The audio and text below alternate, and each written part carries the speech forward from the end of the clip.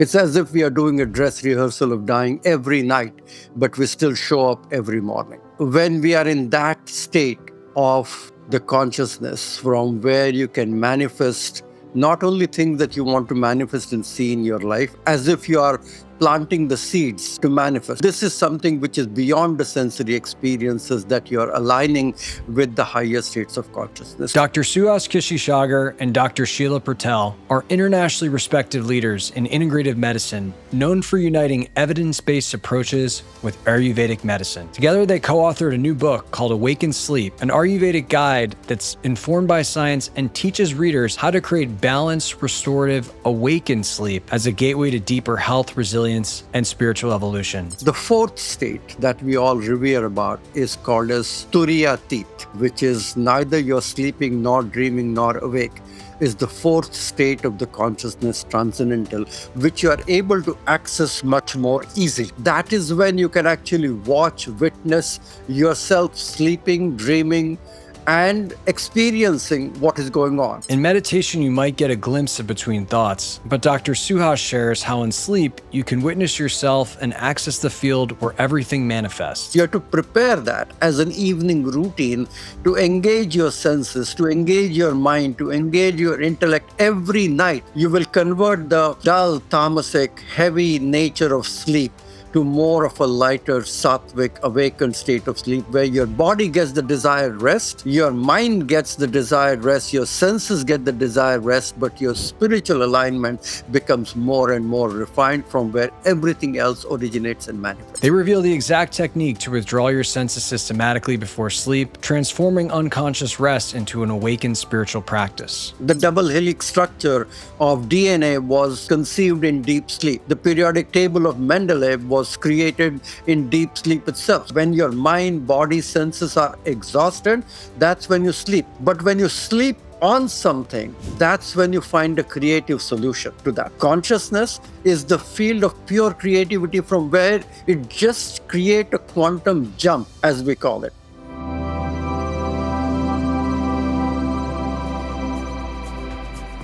Before we get into this conversation, I want to ask you to join this amazing community of consciousness explorers. This whole idea of pursuing expanded consciousness and the boundaries of human potential while living a modern life is relatively new, which is why we interview revered masters, teachers, experts, and practitioners to help you on your own journey. To stay up to date on the latest conversations, simply click subscribe below and you'll be notified each time a new episode comes out. I am so grateful for all of your support and comments. I love reading them. Now let's dive into this conversation. Dr. Suhas, Dr. Sheila, it's wonderful to see you both. Thank Thank you you. for having us, Scott. I'm excited for this conversation. You know, sleep is this funny thing where we spend maybe a third of our life doing it, yet it's still so largely misunderstood. And at least in the Western world, we don't really hear a lot besides maybe, oh, cool dreams. Did that mean something? The relationship of sleep and consciousness. And so maybe we start here. When did sleep being more than just a way to get rest start to become something that you were both exploring? Well, thank you for having us. And I think sleep is a very mystical experience, I would say. And we are, as human beings, biologically programmed to fall asleep and stay asleep every night. And it's a bit ironic for us to write books and teach courses and have widgets and gadgets to help us sleep better. Sleep, as we have written in the book, is a spiritual experience. It is the closest that we can get to our higher states of consciousness and awareness. I think it's almost closely connected, as per the Vedic sciences, to the fourth state of transcendental state of consciousness, where you're not sleeping, dreaming, or awake, but you're in a state of deep rest where you are biologically connected with the state of consciousness from where everything else manifests. And it is the field of all possibilities, is the field of pure potentiality. And we have access to that state every night. And I think this book is reminding us the fact that your sleep can be an extension to your meditation practice. And, I think a lot of people hear that and they're like, okay, cool. So, how do I do that? Like, how do I make sleep more than just this random thing where I close my eyes and maybe have some dreams? I know lucid dreaming is one concept, but how can we start to actually bring intentionality to our spiritual journey with our sleep? I will add a few things and then let Dr. Sheila add to this, because I think from a Western medical science, we only know the mechanics and the stages of sleep. We still don't know. The science still doesn't know why we sleep, how we sleep, and what happens when we go on the other side. It's as if we are doing a dress rehearsal of dying every night, but we still show up every morning. Okay. So I think what we know of sleep as a science right now is we just divide them into different states that we connect the electrical activity of the brain, and we are just seeing that what happens in the body and the brain when we are asleep. But when we are in that state of the consciousness from where you can manifest not only things that you want to manifest and see in your life, as if you are planting the seeds to manifest, because dreaming is still a sensory experience. You're still watching, seeing, witnessing certain things. And this is something which is beyond the sensory experiences that you're aligning with the higher states of consciousness. So, awakened sleep is a preparation more than just the sleep hygiene to clear the weeds and access that field from where you can plant the seeds for your evolution in life, productivity in life, but more importantly, having an awakened spiritual experience. And this has been mentioned in all the Vedic literature for time immemorial, I would say. Sheila ji, want to add something to this? Yeah, yeah. So I'll just add, and also answering, the first question you had asked. As you can see, Dr. Suhas, who trained as an Ayurvedic physician, it's embedded in that training that the wisdom and the knowledge that comes from the Vedic sciences, where it's a much deeper, because it accesses and talks about that spiritual dimension, that it gives us much deeper explanations of what's going on and kind of gets to the why things happen. So as he mentioned, I trained in the Western medical model, and honestly, I mean, I am a little old. I graduated from medical school 30 years ago, but at that time, we didn't talk about any of this. Sleep was not even a conversation, and so now, luckily, over the last decade, there's been a lot of sleep science, and it's all the buzz, and everyone's talking about sleep. But as Dr. Suhas mentioned, what the conversations are is what happens when we sleep. And there's only measurements of certain parts of the brain, like what happens in like the cerebral cortex when we sleep, what happens to the genes and the genomic expression when we sleep. So that's the what happens. But I think to get to the why, you really need a or a healing system that is consciousness based, like Ayurveda is, where you have explanations that can go into that spiritual realm. And that's exactly what happens when we sleep. We can measure, and it is very similar to what happens in meditation. Genomic expression goes away from inflammation and toward, hormones and gene expression toward health and longevity. Parts of the brain are, more active that have to do with memory and cognition, and the stress parts of the brains cool down, and all of the similar what's that we can measure happen during, especially deep sleep and meditation. And when we are able to prepare, as Dr. Suhas mentioned, you'll see in the book, we talk about from the moment you wake up, how are you preparing your day to fall asleep well at night? Not only the 2 or 3 hours before bed, very important, but there's that whole day. And identifying what's interrupting your sleep. Typically, it's all the thoughts and the overactivated nervous system. So we can't even access the full potential that sleep offers us, the spontaneous creativity. And, this is why so many amazing inventions and discoveries come during sleep. But we can't really access that if we're just clouded with all of our daily stressors. So, yeah.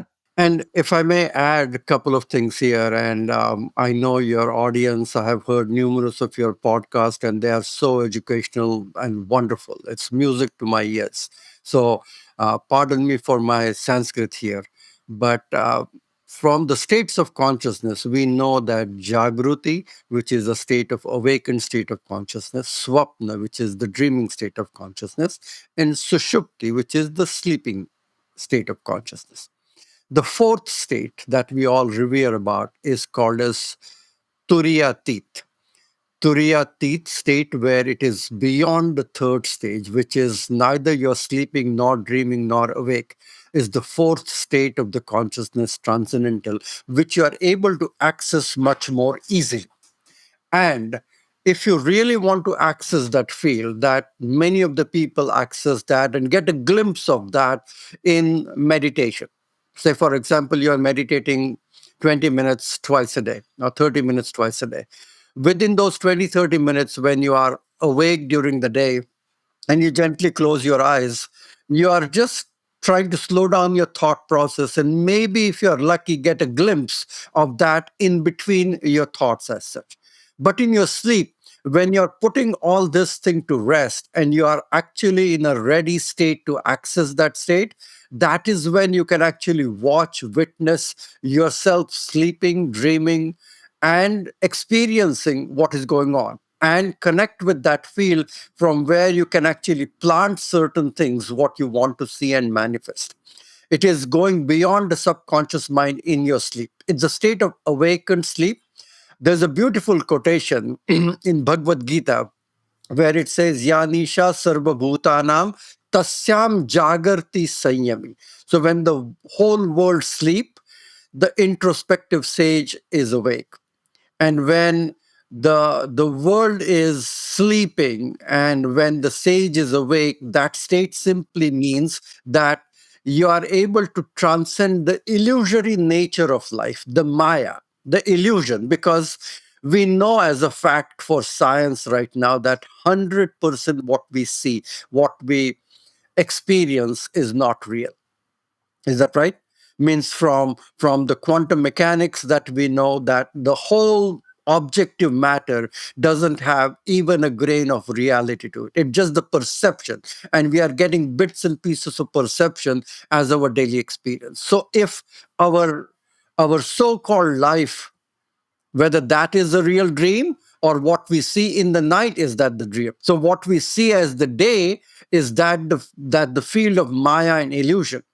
And this nature of sleep has been correlated with a poetic name as a goddess called as Nidra Devi, Yoga Maya, the goddess of sleep, which cast its spell on us to, to probably allow us to get rid of this whole illusion that we experience throughout the day and get a glimpse of that yoga, that union with the self. And that self, which connects your individual breath with the cosmic breath, your individual intellect with the cosmic intellect, your individual self with the cosmic self. And that union, that yoga maya, what happens in the sleep, if we program and prepare ourselves properly. And I think this is going to be a next big thing to understand, to have that realization that sleeping is not just the waste of time. Sleeping is not only a medical necessity, but it's one of the most important spiritual necessity to kind of enliven your dimension of life, how you experience everything in the world, to transcend the illusory veil of Maya and lead what we call it as an awakened life. I love all this. Some practical clarifications. So it sounds like there is a state similar to witness consciousness that we can experience as an observer as we move about our life, that we can also experience throughout the entirety of the night. And we can watch the dreams as if they're movies, like we're watching our thoughts as if they're movies. And with that comes a degree of agency that is not available when you're just caught in the dream or not even aware that it's happening, or even when you're not dreaming, right? There's just a sense of agency that comes with that witnessing ability. And I'm really surprised and happy that you use the word agency, because that agency is your mind. The agencies that we engage to have experience all day long is our sensory faculties. Okay. So no matter what you do, your senses keep you busy all day long. Your mind keeps you busy with your thoughts all day long. So I think the best possible scenario where you are able to withdraw senses more easily and able to quiet your activities of the mind much more easily is only in sleep and more close to the deeper states of sleep itself. So that is the only thing that you are able to draw the mind inward from outward to actually have that experience. You use the word witnessing state of consciousness. Even to witness, you need some degree of mind and intellect to work together in harmony itself. And it doesn't happen because you sleep and everybody gets that experience. You have to prepare that as an evening routine to engage your senses, to engage your mind, to engage your intellect every night, because we are creatures of habit. And the sleep hygiene and the habit that we create every night to recapitulate our day, to slowly train and withdraw our senses, more so than just the average sleep routine that any XYZ sleep book is telling you about, is to slowly preparing yourself for that experience without any fear or prejudice. Because there's a lot of fear around being alone and falling asleep and getting into the state of darkness in the night by themselves.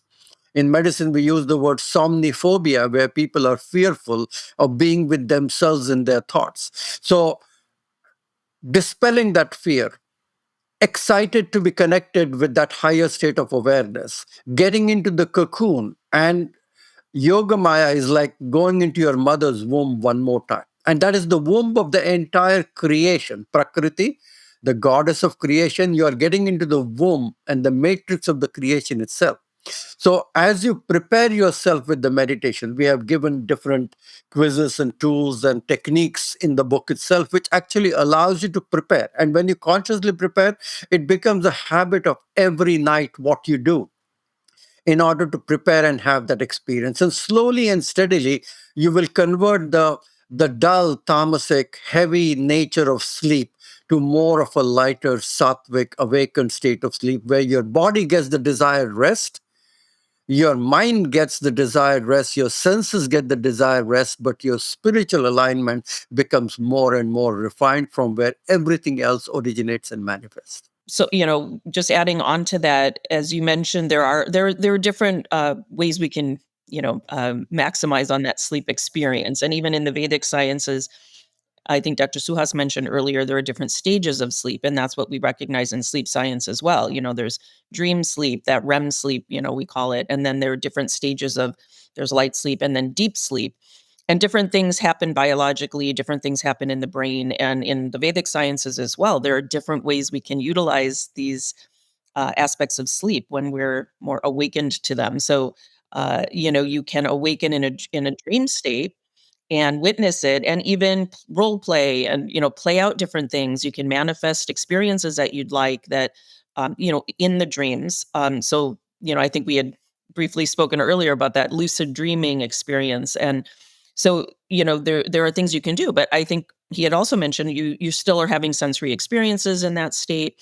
So then deep sleep also has very important roles. And in sleep science, we know you don't want to miss out on either of those sleep states because different things are happening.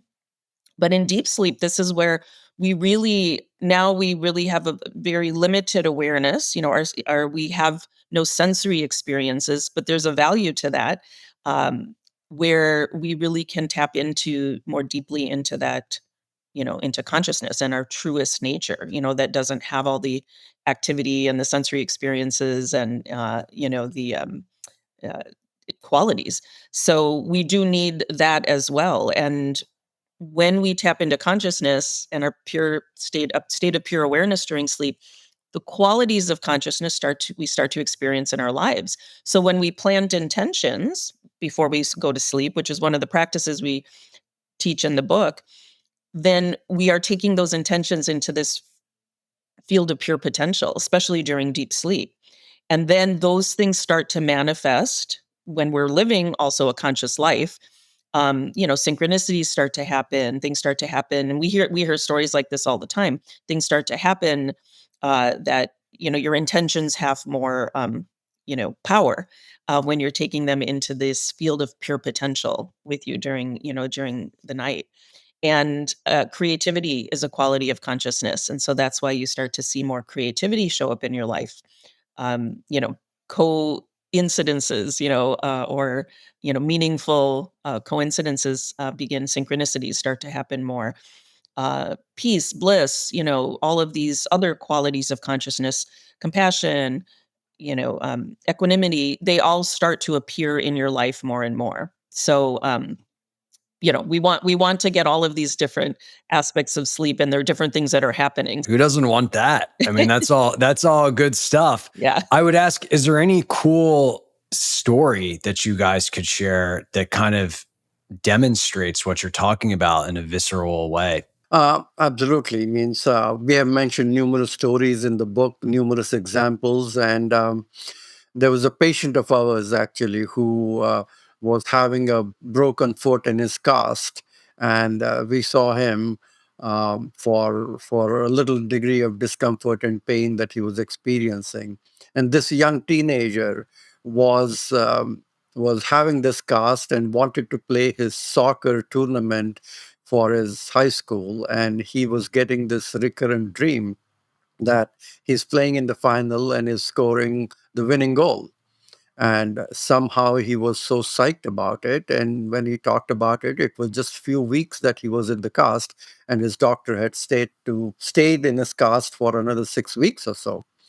And he begged him. His parents came to us and discussed this experience with us, and we talked to him. We took him on a journey of his own meditation, and he felt very strongly about it. And so we somehow asked his parents to go to his doctor and remove his cast and let him get ready to see what he wants to do.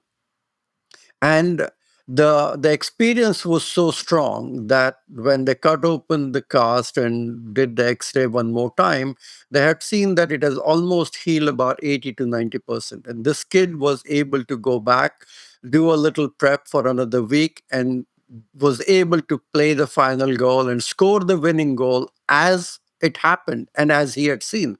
So, something there's connection between what you see. Because sleep, as we say, is like a lamp at the door.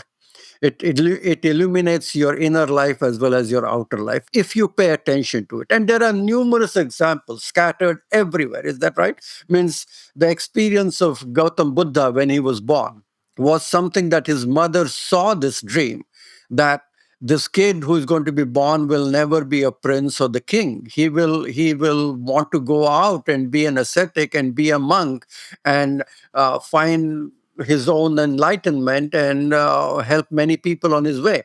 So they created this whole paradise so that he never experiences sickness, old age, death, or anything like that. And still, he was able to escape one day and became Gautam Buddha as such. So that dream has a prophetic quality to it. We have numerous discoveries that happened in deep sleep itself. The double helix structure of DNA was conceived in deep sleep. The periodic table of Mendeleev was created in deep sleep itself. So what happens is when you're working hard, your senses get tired, exhausted, and they can't function anymore. So you need to withdraw them and give them a rest, and then you tap into the field of pure creativity. Consciousness is the field of pure creativity from where it just create a quantum jump, as we call it. So that is what happens. So when people were able to do that, Ayurvedically speaking, yadatu manasi klante karmatmanam klamanvita. When your mind, body, senses are exhausted, that's when you sleep. But when you sleep on something, that's when you find a creative solution to that. Many people woke up, wrote down the songs, conceived the plan for making a movie or things like that. Numerous examples, and we can go on and on talking about it. The benzene ring was conceived in the sleep itself. So it doesn't mean that suddenly something comes to you. You have been working on it, but you're not able to get a breakthrough. And that breakthrough happens when you withdraw the senses. And one of the technique that we have mentioned in the book is slowly allow your senses to shut down. It's very important. That's why we tell your bedroom to be soundproof, to be cooler, to be darker, because you want to withdraw your senses and you want to slowly calibrate when. Just to run a simple technique through you. So imagine you're about to sleep. And when you close your eyes, just lie down there on your back and then scan your senses one by one. Let's talk about bringing your whole self to work. If you're like many executives, including myself at one point, you might be living a double life. You have your personal career, and then you have your personal growth journey. Conscious Talent is changing that as the world's first executive talent firm specializing in connecting leaders and companies who embrace inner work. Imagine finding job opportunities where your contemplative practice, latest retreat experience, and commitment to your personal evolution are seen as strengths, not secrets. What if you actually felt like your career supported this aspect of your life versus competed with it? Conscious Talent is building a community of leaders and companies who are committed to both combining professional excellence with personal transformation. If you're ready to merge your two worlds with a fully aligned career, join the movement at conscioustalent.com. Here you can sign up for our talent collective to stay on top of future opportunities or find your next transformative team member.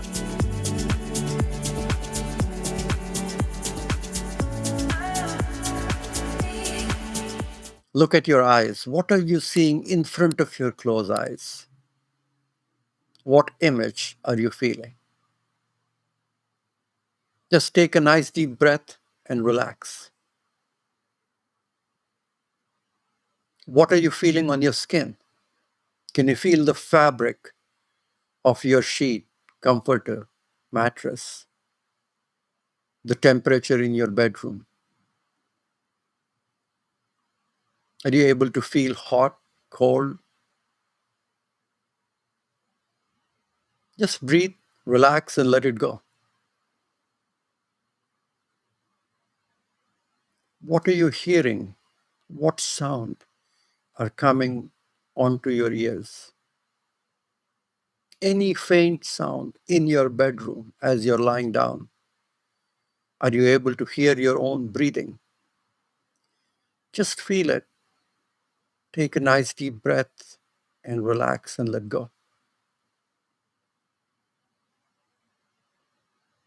Move your attention to your sense of smell. What are you smelling right now? Are you able to feel the aroma in your bedroom, the smell of the fabric or the sheet? Any smell that you can recognize, register, take a nice deep breath and relax. What are you feeling on your tongue? Are you able to recognize any taste of the dessert that you had after dinner or anything else on your tongue? A nice deep breath, acknowledging that, and relax. And then your mind, what are you thinking? What are the thoughts? Just allow yourself to be ready for sleep. Take a nice deep breath and let it go.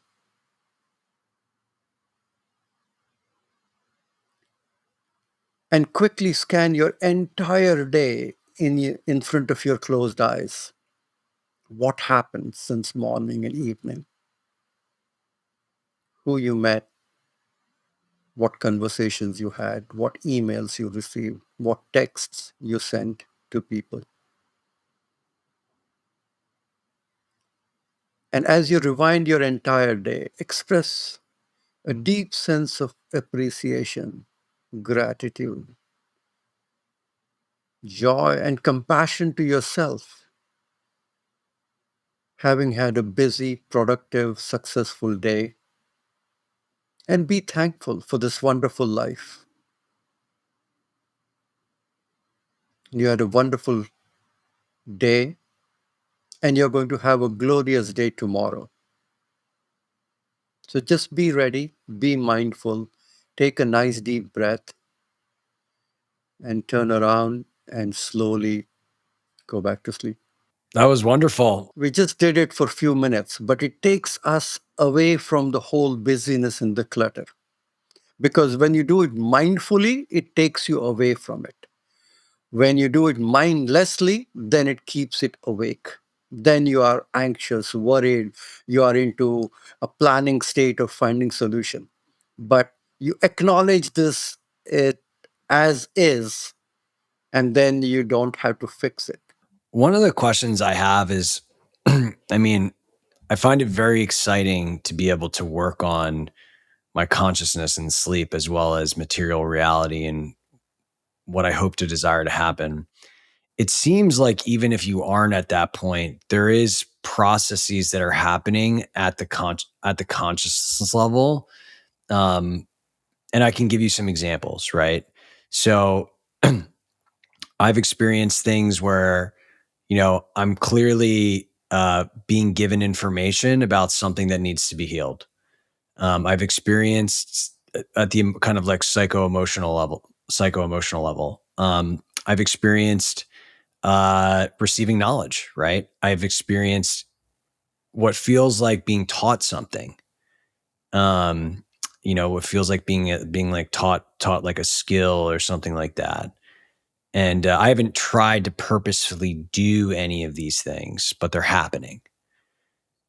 And so I'm just curious, like, what is your perspective on that? Like, what's going on even without my conscious agency? Yeah, I mean, it's like we all have spiritual experiences all the time. We just don't realize that's what they are. So when we teach meditation, what we're doing, it's not that you're just going to be able to expand and access those spaces more and more intentionally, right? Like imagine you've described all of the things that are happening without even trying. And then when you intentionally create more of those practices, you can tap into that realm, even more so. So we all have glimpses, different people have had experiences, even in the waking state of like, synchronicities or, a creative, creative things coming to them in their sleep or experiences where they become the observer for a moment. And people will say it felt kind of out of body experience, right? That's actually just witnessing awareness for a moment, but people don't know that's what's happening. So we are constantly in and out of all of these spaces. So we are always having spiritual experiences.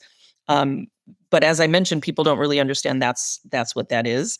But what we are able to do, just like with meditation and a meditation practice, is we allow those experiences to show up more and more and more in our waking state and in our sleeping state. So again, it's great if you're having those experiences. Imagine what can happen when we're intentionally, cultivating that. And having known you for some time, Scott, I know you have been working on this for some time. So every time you put some work, you put your meditation time in, you be a little bit more mindful of all the choices that you make of your diet and lifestyle. And you're a father, you're a husband, you're a busy person with your work. So we are all doing a lot of things, but having that conscious awareness and getting a glimpse and consciously trying to slow down at times to recognize that, to understand those signals that are coming to us. Sometimes they are coming from body, as you said. It could be pain, it could be stiffness, it could be something that is not feeling good. So your body is trying to tell you something, your mind is trying to tell you something, that you're more processing these kind of thoughts, that is making me a little bit more restless, making me more anxious. And and tapping into that field of consciousness from where you create or seek a degree of fearlessness. So you're training your subconscious mind, you're training your physical body to eat well, to live well, to make all kind of spontaneous choices that are making you healthy itself. So it may you may look at this as just positive affirmation, but we often say that you want to have a healthy body, you want to have a clear, perceptive, reflective mind, you want to have more of a joyful, compassionate heart, which is more forgiving, which is more easygoing, which is not staying in the past, not worrying about the future, but staying in the present as much, and experiencing that lightness of human being as you experience life. And you are able to cultivate all of that. You may debate about busyness of your life, but everyone finds time to get some sleep. Is that right? And why can't we use that time to make our sleep as an extension to our meditation, to really use that time to not only sleep, but to be really, really productive with our life? I'm on board. I would love another 8 hours, or it's more like 6.5 for me of working on my evolution. So Well, and the other thing too is with everything is a journey, right? And so when people really aren't getting very good sleep in the sense of, not getting into deep sleep and REM stages, uh, you start by just trying to cultivate some healthy sleep. And so there's some physical benefits. We know there are mental health benefits from getting good sleep. But then ultimately, when you're using it as a spiritual practice, you can and you're meditating. Of course, you have a meditative practice during the day, using sleep as an extension of that. You People find, as many yogis do, you can sleep shorter amounts of time and maximize what's happening, the healing that's happening during that time.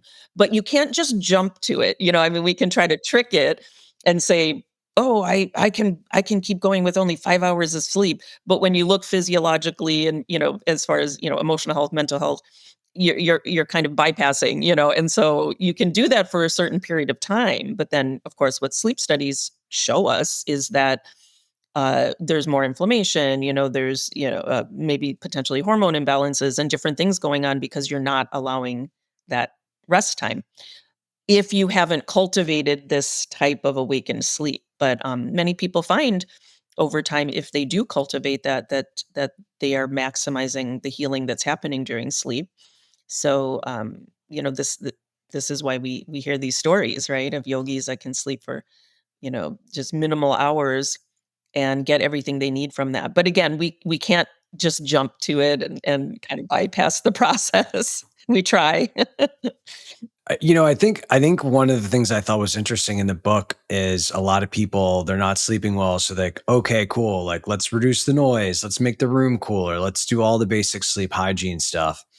But then it seems like there's also our unprocessed emotions having a big impact on the quality of our sleep, and I'd love for you to share more on that. Yeah. Well, absolutely, because your emotions, your thinking, your attitude, everything comes from what experiences that you have had your life, and whether you have digested those, whether you have metabolized those properly or not, or they remain undigested in your system, in your metabolic system. So I think one of the things that we talk about through the benefit of meditation, sleep, and everything is to training your mind to really complete that process of digestion. We are the metabolic end product of our sensory experiences. And many of those sensory experiences remain in our system, not able to digest or process. So, this experience of asking ourselves that what are the sources that make you happy, what are the sources that makes you angry, what are the sources of thoughts and emotions that evoke some degree of fear, of insecurity. And when you connect with the greater field of reality, you understand the futility, the illusion of those emotions, which kind of hamper the functioning of our physiology. You may have a racy heart, you may increase your blood pressure, you may increase your inflammation, you may weaken your immune system because of that. So I think the connection and the parallel that the medicine talks about the benefits of the sleep, and the Vedic scripture that talk about the benefit of sleep, is using emotion as a fusion to cool down, to slow down, to regulate and optimize and focus on something that is bigger, better, greater, and brighter than yourself every night, so that you transcend the pettiness of life and you regulate your emotions to dispel the fear.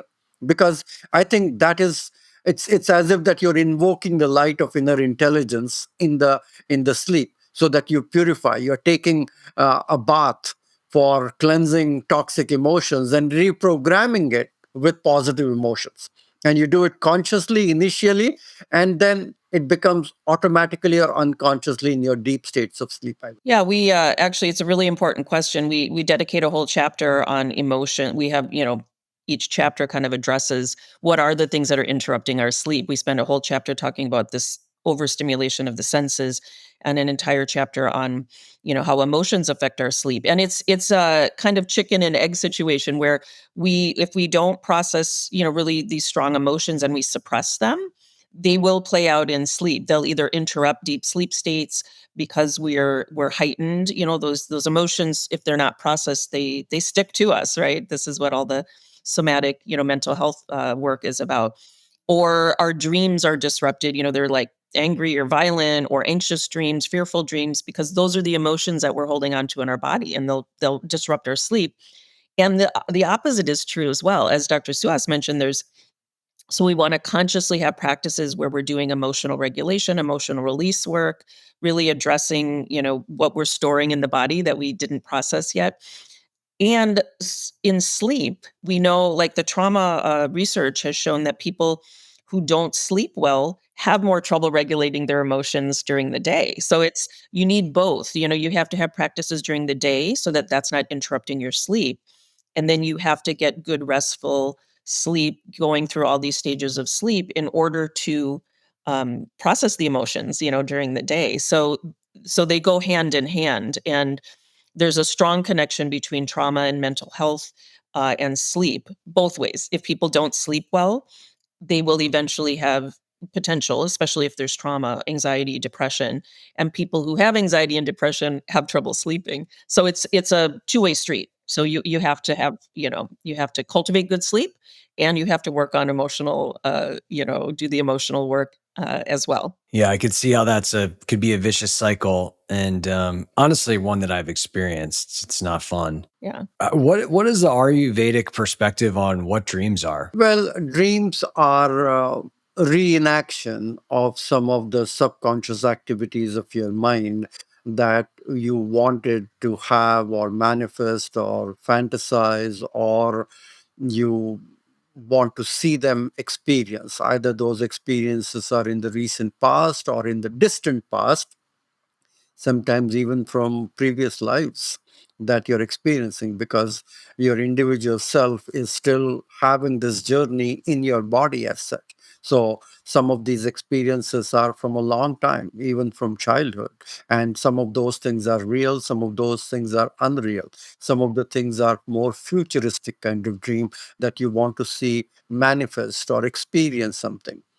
Ayurveda talks about the quality and the nature of dreams as the real one. They may have, there are 8 types of dreams that Ayurveda talks about. Some of them are related with feelings, emotions, the doshic things. Like, for example, if you're a Vata type person who is lean and thin and anxious by nature, they like to worry about things. So their dreams are more futuristic and what if kind of dreams. So if something doesn't go this way or something happens this way or that kind of a thing.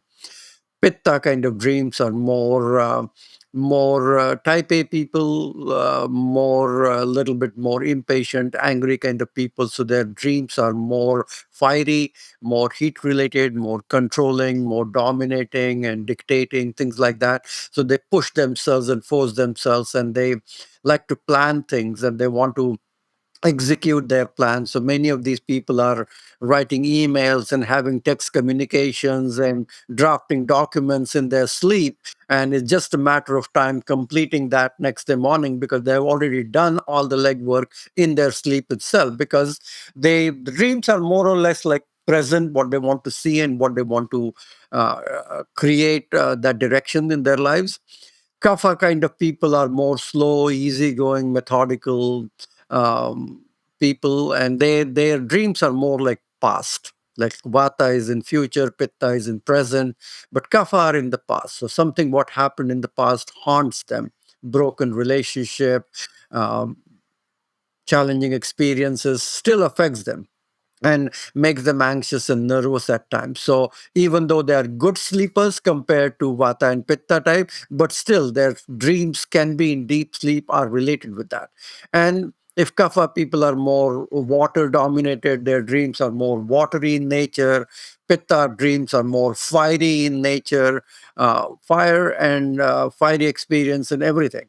And vata is more like high mountains, falling off the cliff, missing flights, or something that is insecure kind of feeling to it. So there's a doshic physiological change. And we have mentioned that in the book, that what kind of a sleeper are you? We have created quizzes, whether you are more like a light vata type of a sleeper or a pitta type of a sleeper.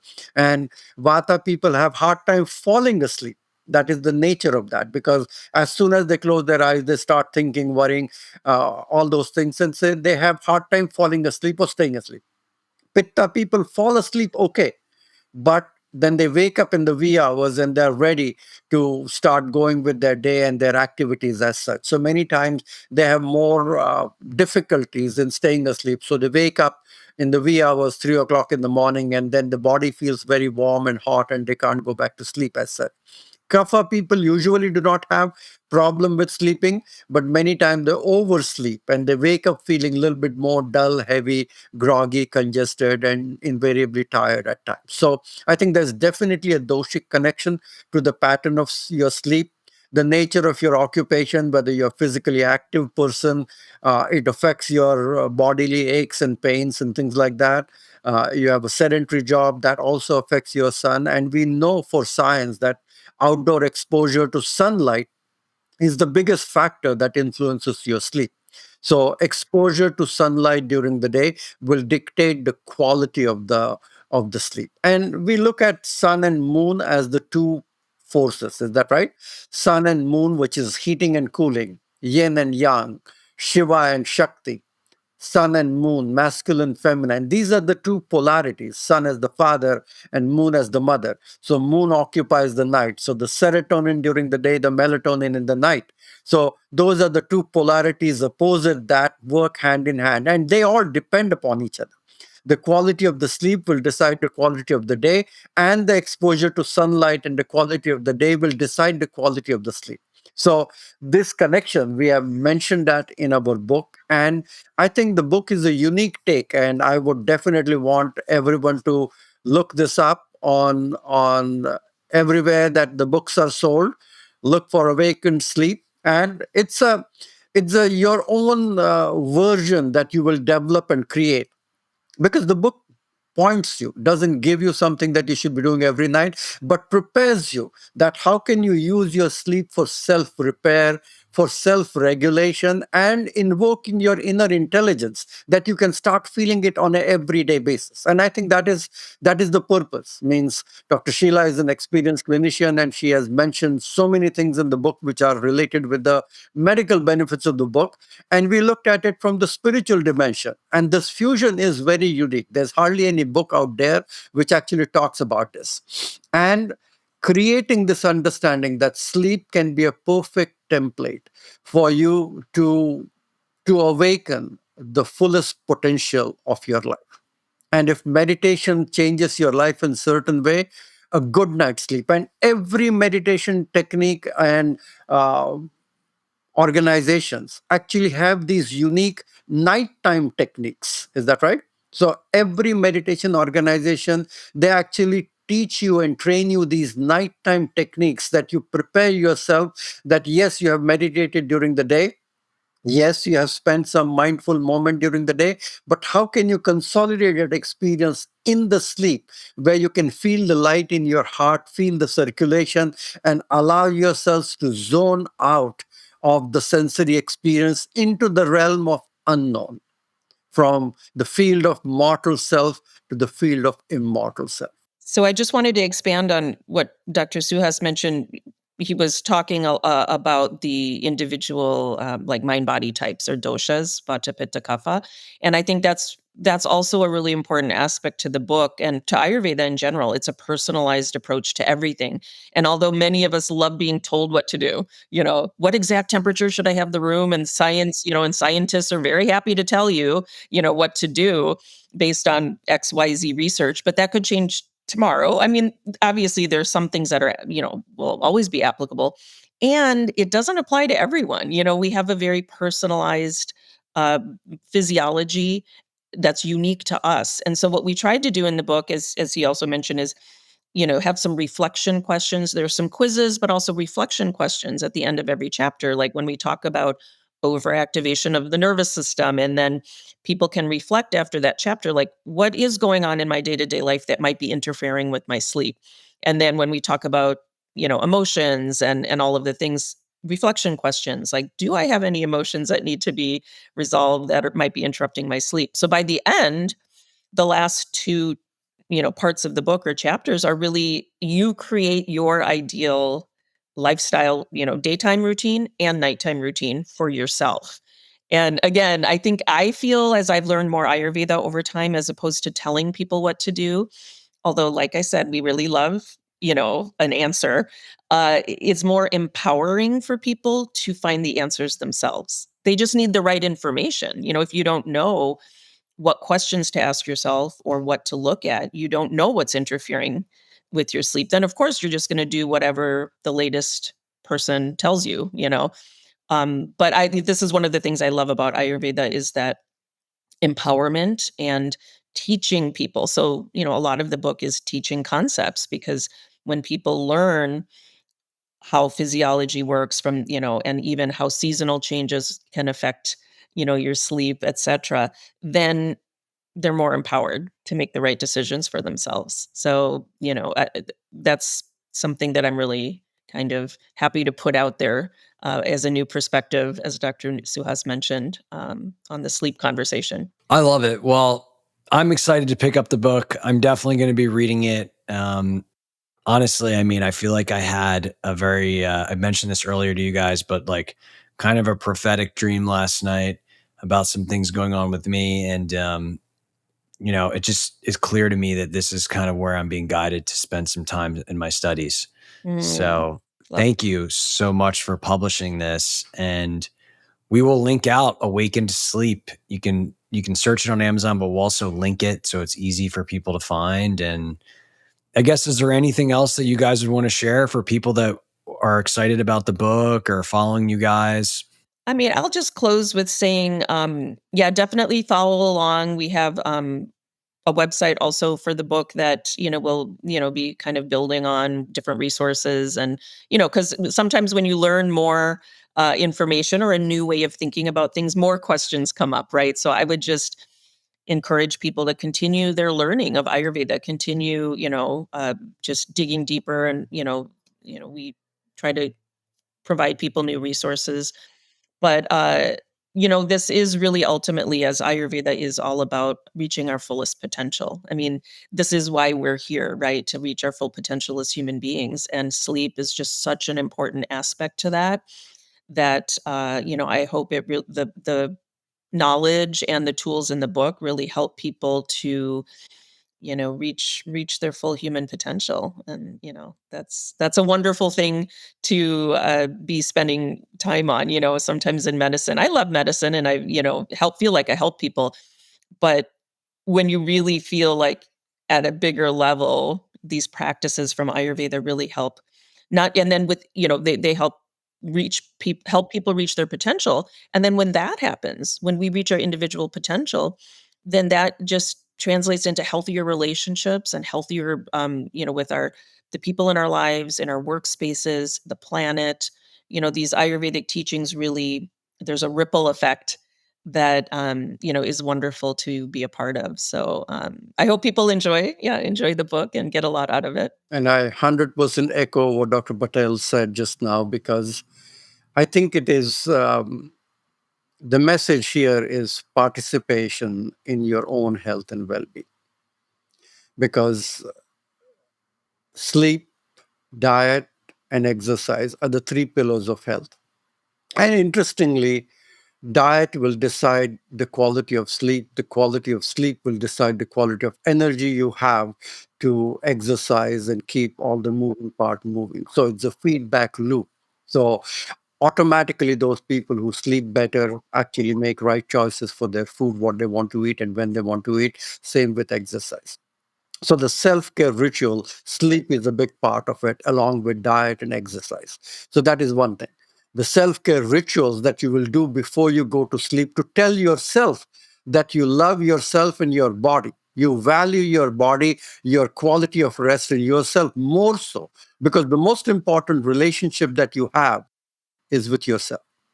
And so if you demonstrate that I want to give my body an optimum rest, I want to prepare a healthy nightly routine, whether it's a warm bath, whether it's an oil massage, whether it is doing everything so that staying away from unhealthy toxic experiences in the bedroom and watching something which is unhealthy, but preparing something, cracking a book open, reading something, focusing on something positive affirmation, reading something which is more uplifting before you go to sleep. All of those things tell your mind, tell your body, and tell your entire life and manifestation that you're engaged into becoming a better human being and living up to your fullest potential.